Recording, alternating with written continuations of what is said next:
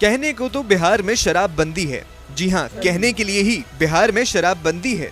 ऐसा हम इसलिए कह रहे हैं क्योंकि बिहार का शराबी जब एक बार शराब पी लेता है तो नीतीश की पुलिस क्या, देश की सुरक्षा को वो धत्ता बता देता है।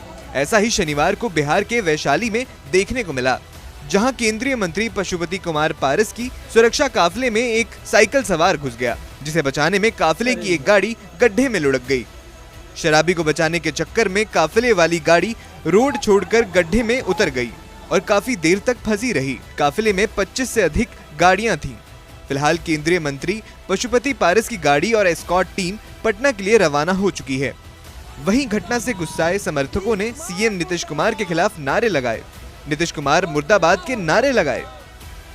शराबबंदी वाले बिहार में केंद्रीय मंत्री के काफिले के बीचों बीच शराबी के घुसने से सरकार पर भी सवाल खड़े हो रहे हैं।